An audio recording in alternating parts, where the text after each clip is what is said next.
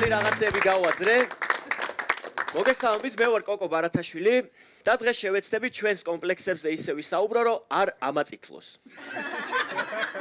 კაცები, ესე იგი ჩვენ ვართ კაცები და გვეშინია, რომ ჩვენი ცოლი წარმატებული არ გახდეს.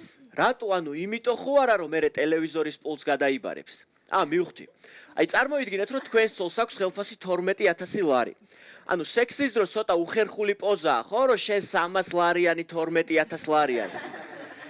ანუ თუ თანხმდებით იმაზე, რომ დედამიწაზე შეიქმნა ქალი, ასევე თანხმდებით იმაზეც, რომ მას რაღაც დიდი მისია აკისრია და შენ რატო გადაწყვიტე, რომ ეს მისია ოსტრია? ესეთ მამაკაცთან ყოფნა ქალისთვის ფაქტობრივად სასჯელია. აი წარმოიდგინეთ, საჭმელებს ვაკეთებინებთ, დედამისზე რაღაც უაზრო ანეკდოტებს უყვებით და თან აქ არ ვჩერდებით, ჩვენი ძმაკაცები მოგყავს და აჰა ვაკეთებინებთ. ჩემი აზრით, ძალაუფლებისადმი მიდრეკილებაც კომპლექსის გამოხატულებაა და აი ავიღოთ ქართული სიტყვა დირექტორი. რაღაცნაირი სიტყვაა, ხო, აი გესმის თუ არა ეგრევე გაპრიალებული ფეხსაცმელები გახსენდება. ბატონი დირექტორი, აი ერთად უნდა ითქვას. ეს ერთობა რო დაირღვეს, შეიძლება გარშემო არ იყოს, მაგრამ წითელი შუქები აინთოს და სიგნალები ატყდეს. მაგრამ ურწმუნოები არიან. სამყაროს შექმნიდან რამდენი წელი გავიდა და დღემდე არ ჯერათ, რომ შრომითი უფლებები არსებობს. სინამდვილეში არსებობს, ხალხო, ჩემი თვალით მაქვს ნანახი. და ესე წერია, როდესაც თანამშრომელი სამუშაო საათს გადააცილებს, კომპანიამ დამატებითი თანხა უნდა გადაუხადოსო. ანუ უნდა გადაუხადოსო. აი ხა უეჭველი ტელევიზორთან სხედან დირექტორები და იმეებს აკეთებენ ბლა ბლა არ მესმის ბლა ბლა არ მესმის არ მესმის. როდესაც ყველაზე აქტუალურ კომპლექსზე დავიწყე ფიქრი, მალევე გამახსენდა, რომ ილია ჭავჭავაძე ყვარელი, აკაკი წერეთელის ხვიტორი და კონსტანტინე გამსახურდია აბაშა. და აი წარმოიდგინეთ ამ ადამიანებს, რომ ჩვენ დროში ეცხოვრათ, ამათზე ესე ვიტყოდით, რა კაია, მოდის აღდგომა და წავლენ და დავისვენებთო. ანუ ალბათ გინახავთ ესეთი ადამიანი, აი პროვინციალიზმზე რაღაც კითხვა რო დაუსვა, ესე რო გიპასუხებს, რომ სოფლელები? აი.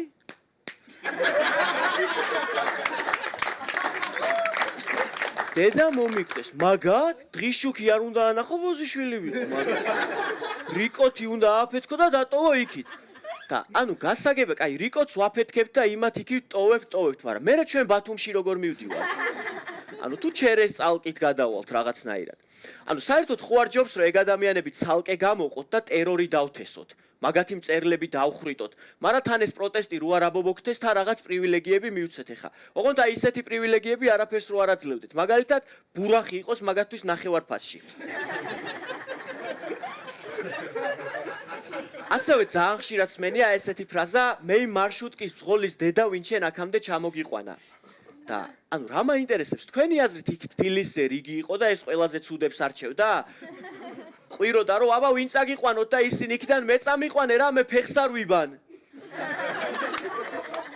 ანუ ვერ გაამტყუნებ ადამიანებს, აი ახალგაზრდა რო იყოს სოფელში რას გააკეთებდი, აი თქვენც რო ახალგაზრდები იყოთ, აი თქვენ რას გააკეთებდით სოფელში. აი წყაროზე დაჯექი და გვერდზე სოფელ გოგოებს ემესიჯე, მე რას აკეთებ.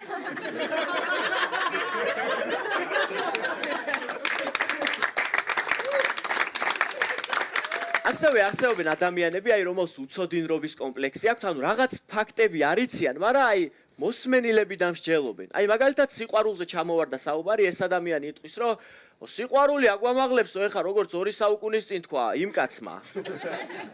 თქვა და დაუსვა ბიძია წერტილი როგორც იყო და თავისებურად. ან ბაგრატი იყო და ან ფარნავაზი, უფრო რომელიღაცა. მაგრამ თავისი გასაკეთებელი უმაღლეს დონეზე რანაირ სახით იყო, სკოლაში მაინც არ სწავლობდით, კაცო.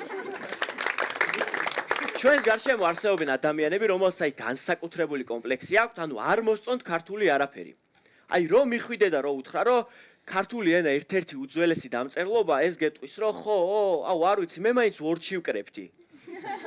ანუ ესენი როგორი სახეებით დადიან, იცი რომ თითქოს ჩვენ არ ვაძლევთ გასაქანს, თორე აი ძალიან ბევრს მიაღწევდნენ. მაგათ იცი რა მინდა გავუკეთო, რომ აი ღამე ხო ძინავთ, გარედან დეკორაციით პრაღა შემოუშენო, გავაღვიძო, ვაფიქრებინო, რომ ევროპაშია და გარედან იმის ხმა შემოუშვა, მალინა.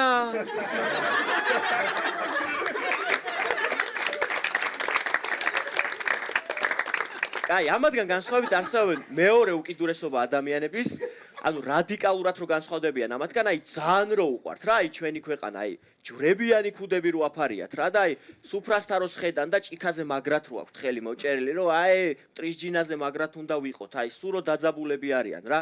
აი ფიზიკურად ეგენი აქ არიან, მაგრამ ფიქრებით საზღვარგარეთ არიან, რომ აი ჩვენი ქვეყანა მოენატროთ.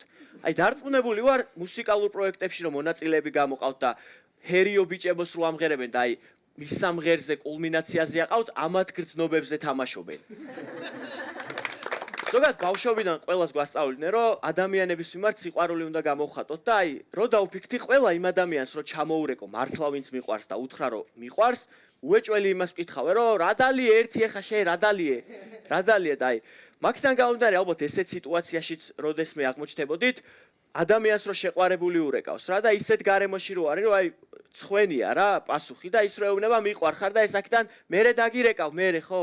მერე და ისიქიდან რა აღარ გიყვარ ვარ, არა, მერე დაგირეკავ. და ბოლოს ანუ რაზე ვისაუბრე დღეს კომპლექსებზე გეტყვით. ანუ ზოგადად რა თქმა უნდა ძალიან რთულია რომ კომპლექსებისგან სრულიად განთავისუფლდეთ. ერთ-ერთი ჩვენ რაც შეგვიძლია ის არის რომ მაქსიმალურ ზღვარს მივახციოთ განთავისუფლების.